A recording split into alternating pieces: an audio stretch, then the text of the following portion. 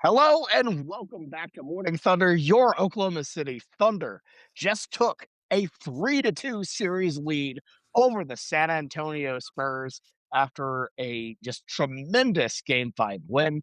I'm your host, Bobby Howard. With me today, we've got Jamison Maxwell. And Jamison, let's be honest. I you and I both weren't exactly the most optimistic after Game 4 in San Antonio, a blowout at the hands of the Spurs.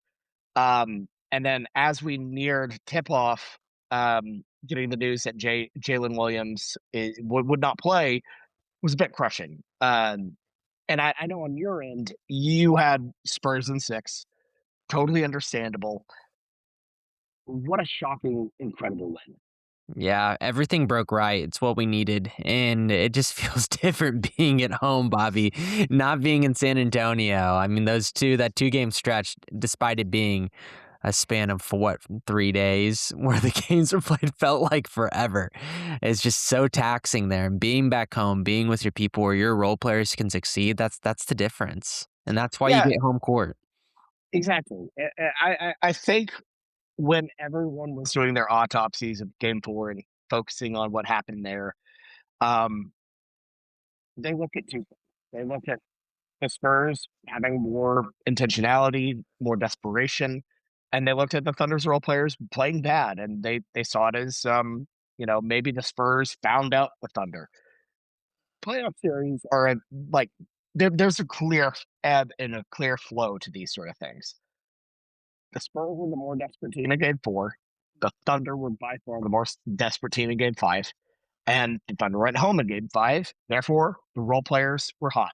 And sometimes basketball plays outside of the adages, plays outside of the cliches, and sometimes it just makes sense. It just plays within those roles and those storylines. And tonight was one of those games where the role players were just completely on fire.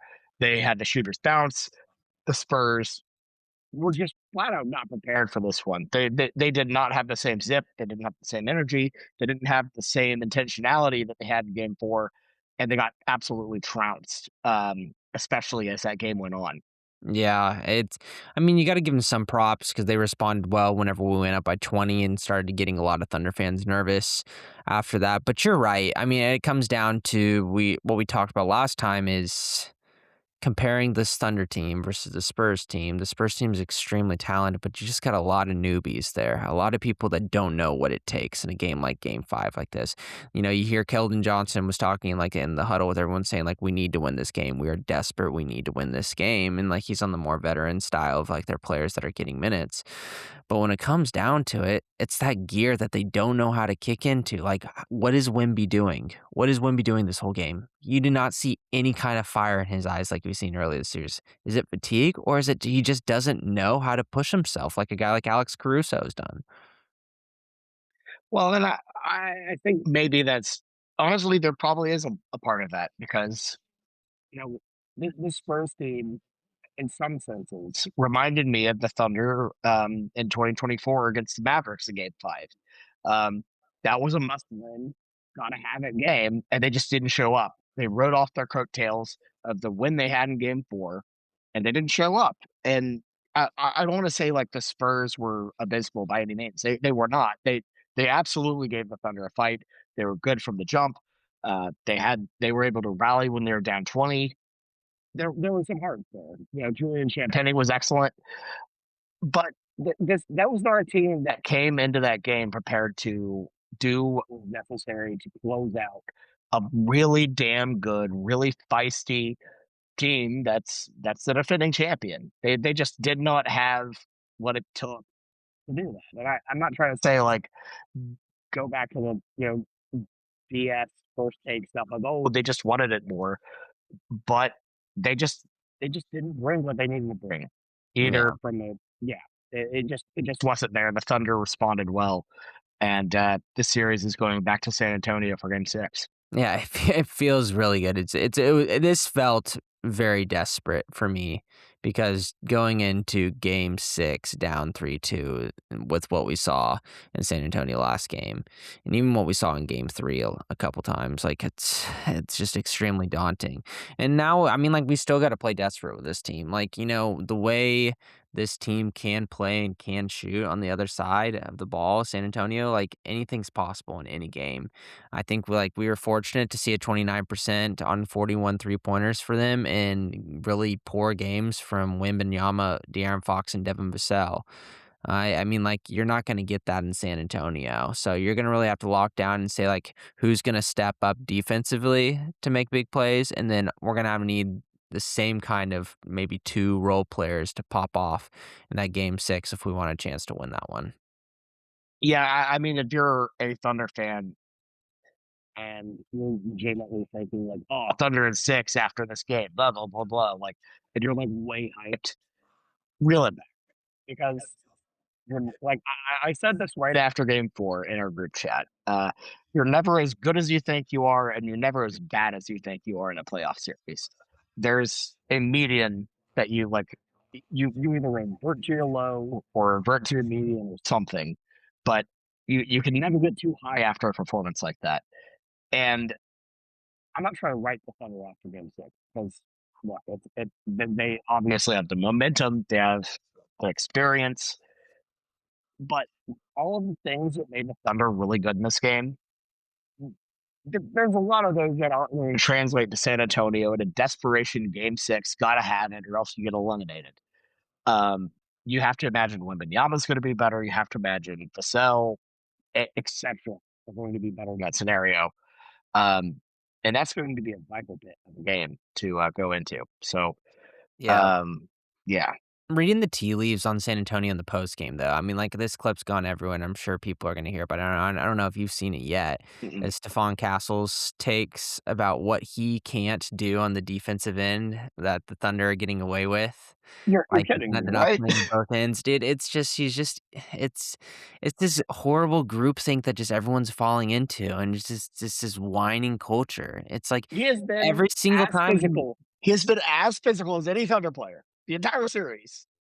did, and, like, all of his fouls, like, for the majority of them on the TV broadcast, they replayed them, and good on Reggie and Jamal being like, "You're overextending. That was stupid. That's what happens when you're a second-year player." Stephon Castle is an unbelievably talented player. This dude is so good. Like, right now, just looking at him just makes me think, like, what if, like, the money and assets they put on towards De'Aaron Fox was actually a player that was good? And, like, imagine him as the 3rd guy on this team. It would be unbelievable. And he's got so much responsibility to guard the best player in the NBA and then go down there and be one of the primary creators on the other end of the ball. It's like I feel for him, but at the same time, it's like he probably feels a little defeated with it. And I think he's looking for blame when the reality of it is you gotta grow up, man. You gotta stop pointing the fingers. That's not gonna help you in game 6. You gotta look inwards how you can improve and stop going one step forward and pushing Shai over 40 feet from the ball and he gets free throws in the bonus. That's just stupid. That's what a young player does. Yeah, and I mean the reality is, if the situation was what people say it is, that Shea gets every single call, that he is untouchable, blah blah blah. Like every single game would have been like game 5 for Stephon Castle. Because he has absolutely gotten a very, very, very fair whistle on his end. He's been allowed to be physical. And look, whatever you're allowed to do within the whistle, I totally get it. Do it. But let's not act like this is anything that was like he has gotten a great whistle. He has been allowed to be as physical as he's wanted the entire season, or sorry, the entire series. And to act like he doesn't have that, I get that maybe it was a little bit more touchy tonight, but he has gotten the benefit of the doubt pretty much the whole series. Mhm. It just shows, like, in terms of my optimism moving forward, it's just like, he's not ready. I don't care if, like, there's some calls out there that he probably shouldn't have got on him, and things didn't go away. You know what? Whenever you play a sport, pretty much all sports out there nowadays, except for a couple, there is going to be human error that is in that's gonna be put into the referee. And whenever you have a fast-paced sport like basketball that is this physical of a series, there are going to be some plays that a lot of people disagree with whenever you play 48 minutes of basketball, of high-intensity basketball. So whenever you look into a microcosm and be like, I disagree with that call and that call and that call, these 3 calls in a 48-minute span, well, oh my God, that's going to happen in game 5 of the regular season too, where there's going to be plays that don't go your way. But if he's not going to look internally and saying like, how am I going to get better? If he isn't going to look in the film room and do that, or if someone's going to not coach him up here in the next day, because we all know that the coaches, the Spurs are just letting them sleep on their off days because of how much they've been working, how tired they are. Like I don't believe that he's going to change it all. And I think that we could use it to our advantage next game and get Shai to the free throw line. I don't care about the narratives, Bobby. I do not care. If there's a guy that is overextending, you abuse him and you look at his weakness as a strength for you, and you get to the free throw line and screw what everyone's saying on social media. I mean, it's not a pop. You're exactly right. And whatever you need to do to win, you do that to win. That's what literally all of the greatest players in NBA history would tell you. It just was what they would tell you that there are no ethics in basketball. The only ethics in basketball is winning. So Yeah. screw that. If you make a stupid play, if you put stupid positioning and you overextend yourself and you're in a position to foul, sorry, it's the same thing like it's a strategy, right? If we put, a weak defender on the floor, you're gonna hunt them. That's not like Yeah. how dare they hunt the weak defender? Can they just play offense on the man that's guarding them in front of them and stop doing these screens? No.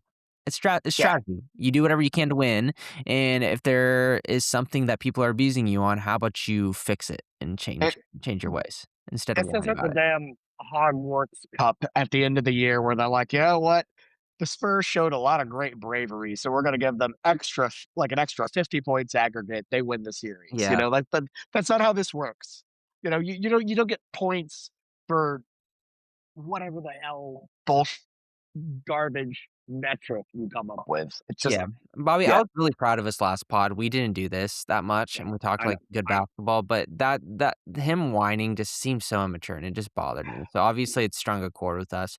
We can move on from this. I think And we should. And we should. I think the big thing comes down to like what's the difference of how I feel as a Thunder fan now versus like what I felt earlier whenever I was thinking the Spurs won in 6 is Alex Caruso in game 4 was a dud. Zilch, nothing. And then he went right back into form what he was before in this 5. And I said like this game's not going to be won by Shai. I don't think it's going to be won by like our big players.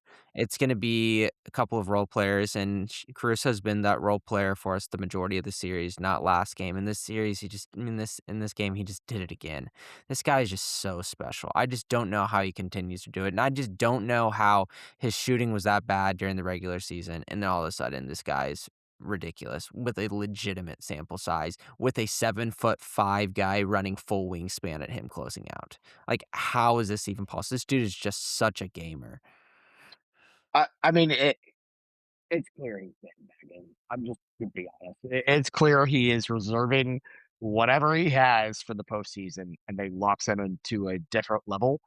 And that's not trying to make excuses for his regular season. He has said this to a lighter degree about his preseason workouts that he doesn't go all the way out.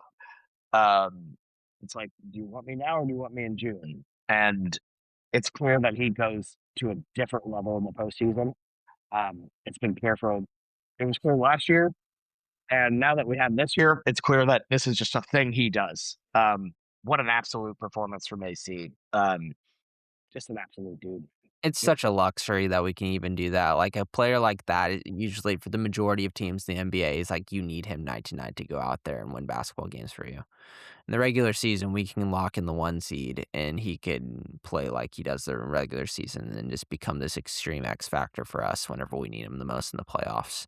Not It's just luck just at the one ridiculous. seed, win 60 plus games. Like Yeah. this is insane.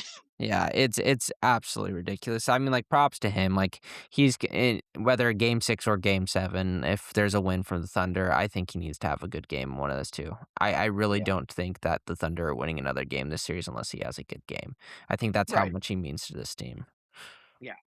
And I mean, you would hope they find a way to just end it in game 6. That'd be delightful.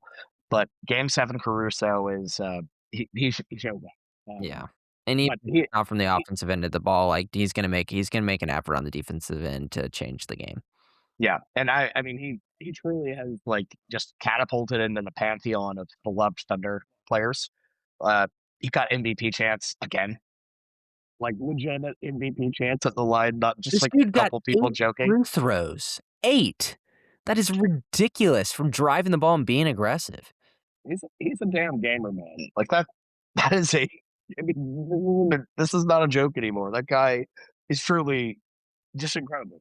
Um, what do you think about Jordan McCain, starting, in place of technically Casey Wallace, in this, from last game? Did you like the zip? What a little bit of a rough first half, but he kinda came on a little bit. Yeah, it showed desperation within Mark and the coaching staff that, like, something needed to change in terms of creation, and it's like, you gotta put your guys out there in your starting lineup that you think is gonna give you the best chance to succeed.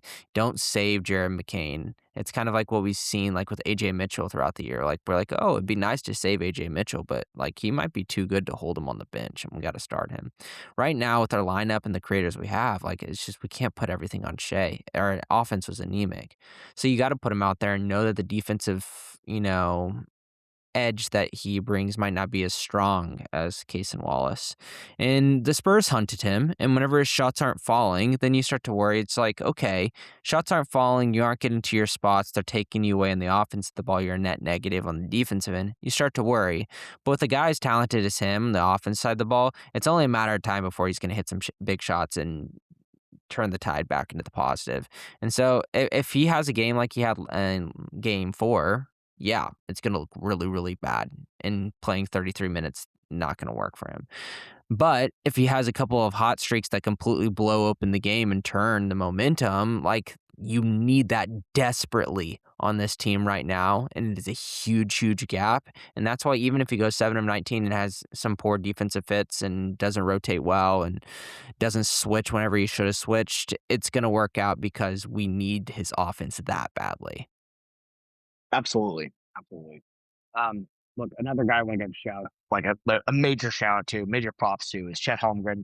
I feel like people have been screaming from the rooftop since game one that whenever a smaller guy is matched up on him to just go at him, um, especially early, Chet Holmgren just took that challenge on, was scoring over shorter guys, deadly from the mid range. I thought this was Chet Holmgren's definitely his best game of the series Oh, by far. easily. Yeah. And I'll It's a say little this, I don't want to be a pessimist here with Chet. I really don't. I'm very proud of the game that he played today, and thank God those shots went in. His mid-range game, though, this season has a lot of work to do, and majority of the time, I feel like we saw those mid-range shots going off short. Once the first couple went in, he got his confidence, and that's really in his touch, and that's all he needed. There's a part of me, though, that says, yeah, go out and get yours, but just play within your game, Chet. If you see a smaller guy in you and you can go and get a good shot, get the good shot. But don't feel like you're going to have to put your shoulder in and do your spin move and try to get a shot off just because that's what an aggressive player and a star needs to do. Right. So I think that's what he did because, like, really, like, the majority of his performance where he played well was at the beginning of the game.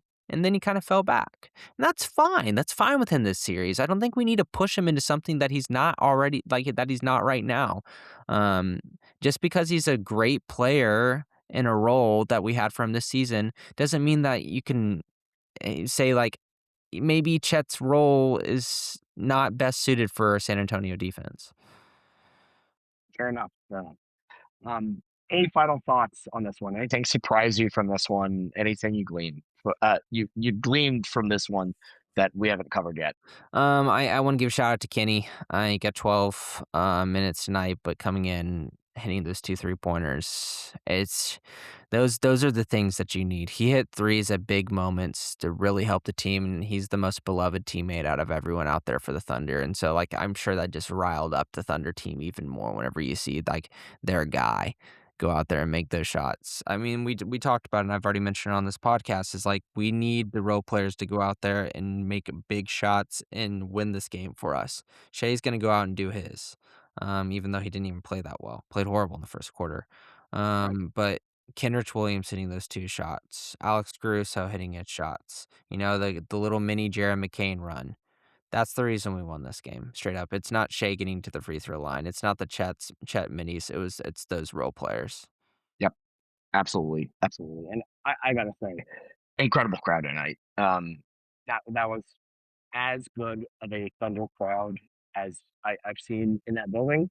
Um, like maybe a smidge below like Game 7, some of those finals runs we had, but like Wow, that that good. that crowd was on it. Um, that crowd was absolutely on it from the jump. I remember at one point just standing in the first quarter and be like, "Oh yeah, we've scored like 3 times since here, and I haven't sat down yet." Like it was loud, Mhm. it was intense, it understood the moment. It was really excellent. Yeah, not as much I anxiety in the crowd this game too, which probably really helped. I it was interesting. It was like everyone you could tell was anxious, but it didn't matter. They just were like, they the guys need us. Let's just go for it. Um, it was great though. It was a really really fun night. Just you know, one of those. So it's not one of those like legendary nights that I talked about. With some game fives that we've had that are tight, anxious, like intense. But it was a really really damn good performance from the Thunder, and a really just a great crowd. Just it was a really beautiful night. It's one that Thunder fans, if you were there, you're gonna really, really enjoy for a long time. Um, yeah, that was awesome. That was Yep. awesome. Alright, Spurs three and a Yeah, half point favorites. pretty fitting. Does that seem about right? I feel like that seems about right. I think it's gonna be a really tough game. Yeah, that seems right to me. I mean, I think San Antonio wins at home. Game 6, back against the wall. The Thunder are, depleted and the Waves are depleted. And, like I said earlier in the pod, all the things that swung your way in you know, game 5 that didn't swing your way in game 4, they're going to swing back the other way. And San Antonio is going to have a hell of a game. I think I think this thing goes 7. We're, back in OKC. Sorry, back in OKC on Saturday. Yeah, I mean, the way we played the majority of time, the majority of minutes, really, at home makes you feel optimistic again. And who knows, J-Dub might be coming in if it's game 7. But at the same time, like on that J-Dub conversation, if he's not ready for the moment. And maybe in terms of rotations and shot creation, he isn't the J-Dub that we really think he is right now within his injury recovery. I'm fine with continuing to put these lineup out there because I think we showed that at home with the defense and the intensity that we've played, we have the players out there that we can go out there and win without him. Yeah, without a doubt. I think when it comes down to a one game scenario, yeah, like don't force him in a game 6, especially if you feel like you have a shot. What am I saying? You have one. Yeah, you need one more win to get to the NBA final. You still need J Dub for the NBA finals, hypothetically. See what you can do in game 6, and then if you need to throw the kitchen sink in game 7, you throw the kitchen sink, and that's Mhm. just what you do. But um, at the end of the day, it is what it is, and we'll see what happens. But yeah, I think J Dub or no J Dub, the Spurs have to be the favorite in Game 6 in a true desperation, back against the wall moment. Man, So feels good. This is good basketball. I will say that this game, second half, I at least got to sit back on the couch and actually relax for a couple of it, which felt really good. Majority time was me pacing the room and slamming my hand down on stuff early this series. So this felt good. Game 6, anxiety through the roof. Everyone check yeah, your resting heart rates. yeah, Game 6 is going to be excellent, just an excellent game. So um, we'll be back right after Game 6 to recap that one. Either the Thunder are heading to the NBA Finals, or we're heading to Game 7, baby. Game 7, as the great Zaza Pachulia once said. So, Jamison, thank you for hopping on the pod. Always a great time. Um, and look, playoff times like these, they call they call for a grill out. They call for some quality beef, some quality pork. So make sure to use promo code Bobby at 74C Meat Co. or 74cmeat.com for 5% off. So head there. Go get it. Thunder up, everybody. Have a good one.